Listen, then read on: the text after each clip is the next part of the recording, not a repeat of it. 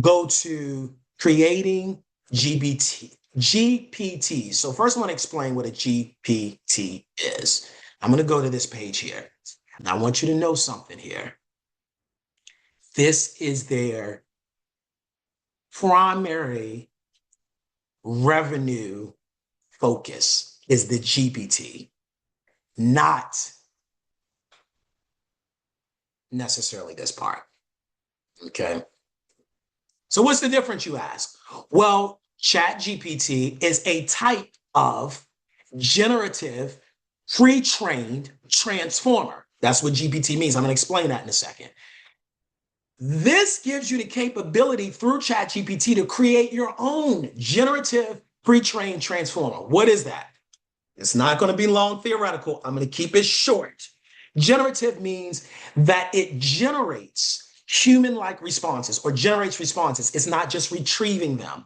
Every time you click that arrow, every time it starts moving, it's creating a response, not just retrieving. That's the G in the GPT. Secondly is P, pre-trained. That means that there's a massive amount of data that it's already been looking at before you put anything in the search terms. Okay. When data is, I know they say content is king, right? Okay. Data is the mother of content. Okay. When you think of Facebook, when you think of LinkedIn, I don't want you to think of them as social media companies. I want you to think of them as data storehouses. The world's wealth is concentrated in the hands of people who know how to use data and use it effectively.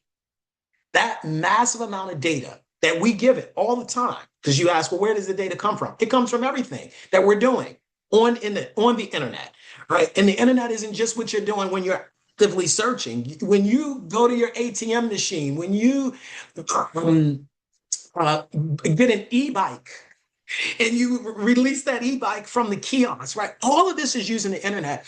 And where there are APIs and where these companies are able to extract that data, they're using that to pre-train these models. Okay, so that's pre-trained. Now, of course, depending on what the outcome of what they want or what you want this GPT to be, it will pull certain data rather than others, but there are billions of megabytes of data or whatever word you want to use. Google, that's what Google means, actually. It's infinity, infinity, infinity. It's the largest number before you start getting to infinity. All right. Transformer. It's a neural network that was created by Google in 2017. You see why it's $1 trillion company, right? And this is what ChatGPT runs on. Okay, so now we got what generative pre-trained transformer is. You can build your own. How neat is that? I mean, this is the age of AI. You know, when you got on Facebook, as great as Facebook was, Facebook didn't allow you to create your own social network within Facebook. This is basically saying use our stuff to create your stuff. Okay, so how do we do it? Now, you already see I'm very active with it. All of these, now I'm not going to show this here. All of these are my custom GPTs.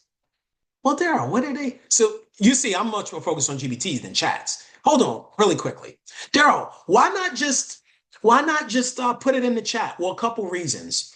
The same reason why when you look in your emails and you're looking for an email and it's like it's scattered. The same reason why Google tried to help people out by saying, well, let's create a thread. You know, because that's not how email started. You remember how email started. You just had to fish for it. So the threads kind of create some level of consistency.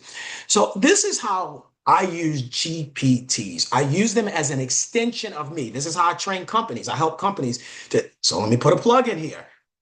I help companies to augment their workforce with a digital workforce. You see this, right?